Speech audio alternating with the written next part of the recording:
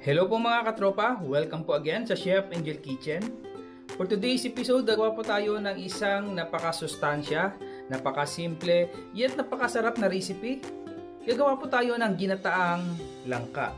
At ito na po yung ating mga ingredients. This is about 1 kg na unripe jackfruit. Ginawa ko po dito, ginayat po siya ng maninipis at binabad ko po muna sa asin para hindi po siya mangitim. This is about 1½ cup na kakanggata or yung unang piga. 1½ cup na pangalawang piga. Ito po yung gagawin natin pampalambot sa ating langka. Before po natin ilagay itong ating kakanggata. 1/4 kilogram na tiger prawn. At para mas masarap, maglalagay pa tayo ng baboy. So this is an optional ingredients. Either po sa dalawang ito ay tanggalin nyo ay wala po magiging problema. Pwede po kayo makaluto na ito lang po inyong pangsahog, baboy, at pwede rin pong hipon lang. So para mas masarap, pwede din po nating isahog tong dalawang ito. Minced garlic, sliced onion, sliced ginger, at long green pepper. So para lalong mas masarap, gagamit tayo ng shrimp broth cubes. Ito po yung isang optional ingredients lang. 1 tablespoon na bagoong alamang, ground pepper, at salt to taste. So without further ado mga katropa, mag-start na tayo. Mag-init lang po tayo ng frying pan and then maglagay po tayo ng about 2 tablespoon na mantika. I-toast po muna natin ng maganda yung ating baboy.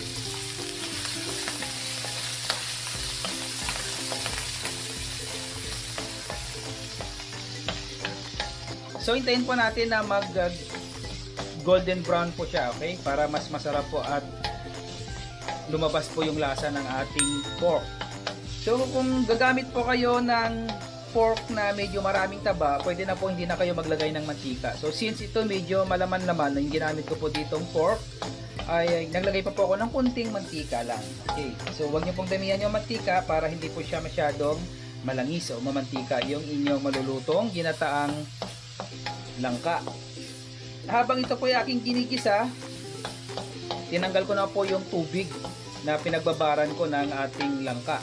So kailangan po tuyong-tuyo po siya para wala po siyang extra na liquid. Dahil kung matubig pa po yun, ay sigurado po mag-iiba ang lasa ng ating malulutong gulay. So mga katropa, medyo golden brown na po yung ating baboy. Pag medyo tostado na po siya ng konti, mag-isa na po tayo. Lagyan na po natin yung ating luya. Okay. And then, ilagyan na po natin yung ating bawang. Ayan. And then, sunod na po natin yung ating sibuyas. So, napakadali lang po itong lutuin mga katropa. Napakadali lang po lutuin, yet napaka-healthy. At this is one of my favorite na lutong gulay, na lutong bahay. Okay.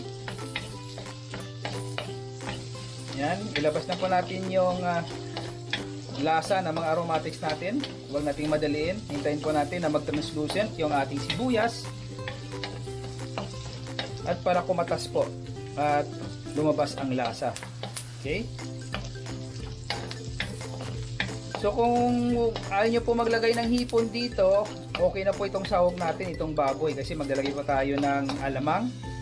So talagang mapapalabas na rin natin yung lasa ng ating niluluto. Yan, medyo okay na, nag-translucent na po yung ating sibuyas. Lagyan na po natin yung ating bagoong, okay?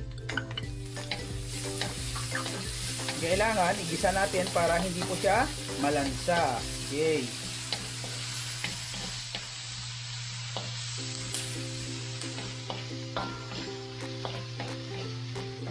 And then pag nagisa na po natin yung ating bagoong alamang, ilagay na po natin yung ating hipon. So ito po, importante po na yung hipon natin ay hindi po siya ma-overcook. Hindi po natin ito sasali sa ating pagluluto. Gigisahin lang po natin.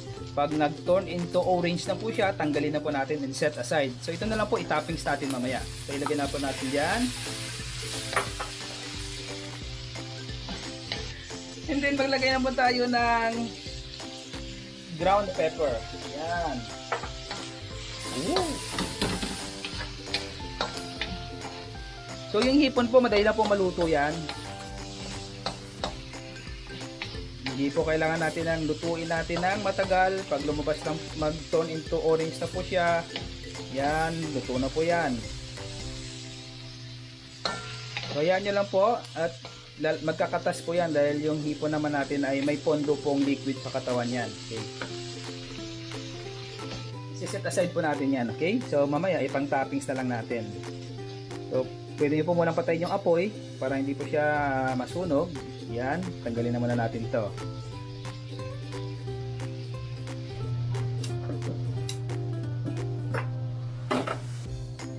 Yan. So ito na po. Set aside natin to. Mamaya ibabalik naman natin yan mamaya. Ito yung pangalawang piga, okay? Ito po yung malabnaw na gata. Ilagay na po natin dyan. Yan. And then, isunod na po natin yung ating hilaw na langka o unripe jackfruit. Okay. So, ito po, na-drain ko na po ito ng maayos. Okay. This is about 1 kilogram. Yan. So bali yung pangalawang piga po ng gata, yan po yung magluluto sa kanya. Okay, madali lang po itong palambutin kasi maninipis po yung hiwa natin, tingnan nyo po. So mas maganda po na medyo nipisan nyo. Kung pwede po kayo magpahiwa sa palengke, sabihin nyo po sa naghihiwa na medyo nipis-nipis na ng konti para mas madali po siyang maluto. So after po na malagay natin yung ating langka, takpan po natin. Ayan, takpan po natin. Hinaan na po natin yung ating apoy, simmer, para hindi po siya magkalasog-lasog at maduro. So mga katropa, after po ng mga 10 to 15 minutes, tingnan po natin. So check nyo po mga katropa kung luto na po yung ating langka. So since sabi ko kanina ay medyo manipis na po siya, so pwede po tayong kumuha ng isang piraso and then check po natin kung malambot na po siya o luto na. Okay? Pag hindi na po siya matigas, okay na po. Medyo malambot na po siya. Susunod na gagawin natin, ilagay na po natin yung ating nor cubes dyan. At ilagay na po natin yung ating kakanggata. So, once po na naglagay po kayo ng kakanggata, hindi nyo na po to kailangan takpan para hindi po mamuo yung inyong gata. Okay? So, ilagay na po natin yung ating kakanggata. Hindi, hayaan po natin na mag-reduce po ang kanyang sauce. Okay? Yan. Hintayin po natin na matunaw po yung nilagay nating flavor enhancer. And then, magdagdag na lang tayo mamaya ng asin kung medyo matabang pa po sa inyong panlasa.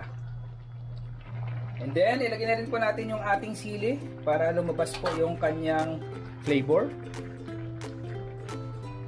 Hinaan po natin yung ating apoy para simmer lang po yung gagawin natin para hindi po mag-craddle yung ating gata. Yan. So, perfect. Ang ganda. Kung iba po sa inyo ay allergic po sa mga seafood, as I said before, pwede nyo na pong tanggalin yung inyong hipon, huwag nyo na pong ilagay, o di kaya yung inyong alamang na bagoong alamang na ating nilagay kanina ay pwede nyo pong tanggalin yun pag allergic po kayo sa mga seafoods. Yung baboy lang po ay pwede na nating pangsahog dito. O kung medyo tight yung budget, tanggalin nyo na po yung hipon or yung baboy, bagoong na lang, pwede na po yun. Okay. So ayan, tingnan nyo po. Unti-unti na pong nagtitiken yung ating gata. So tikman po natin. Yan. medyo matabang po siya. So magdagdag po tayo ng asin. Yan, kunting asin lang para hindi umalat. Yan. Kayo na lang pong bahalang magtimpla according po sa inyong panlasa. Yung iba po sa atin ay gusto medyo matabang, yung iba naman ay gusto maalat-alat. So ito po ay malasa na po ito dahil gawa po ng flavor na nilagay natin, yung ginisa nating hipon at yung ating bagoong alamang. So sa mga magtatanong po, baka may magtanong po dyan na kung pwede ba ilagay yung bagoong isda. Hindi pa po ako nakasubok po nun. Usually po, bagoong alamang lang po ang nilalagay dito. Kasi baka lagyan natin ng bagoong isda yan at maglasang pakbit naman po yung ating niluluto. So ayan na po, malapit na po maluto yung ating ginataang langka. Sinisimmer lang po natin yan para mag-reduce yung kanyang sabaw. So mga katropa, I think luto na po yung ating langka. So ito po yung consistency na ating hinahanap. Yung medyo malapot na po siya. Okay. Ayan, tingnan nyo po mga katropa yung consistency. Ayan, check natin yung kanyang consistency. Yan. Kita nyo po ba? Napakalapot ng ating coconut milk. So this time, dahil paluto na po siya, before po natin patayin yung apoy, dito na po natin ibalik yung ating na-set aside na hipon kanina. So ilagay natin dyan, and then haluin na po natin ng sandali para mag-incorporate lang po yung lasa ng ating hipon. At nang tuluyan na rin po siyang maluto. Okay, so hindi na po natin kailangan ito na lutuin ng matagal. Siguro nasa 2 minutes na lang para ma-extract lang po natin yung remaining po na flavor na naman gagaling sa ating hipon. Okay na po yan. Yan. So tignan nyo po mga katropa, ang ganda po ng consistency at kulay. So mga katropa, sana nag-enjoy po kayo. Sana po nasundan nyo po ang simpleng luto ni Chef Angel. So sana po patuloy po kayo sumuporta sa aking YouTube channel at Chef Angel Kitchen. Ako po, si Chef Angel nagsasabi sa inyo, mag-ingat po kayo palagi and God bless!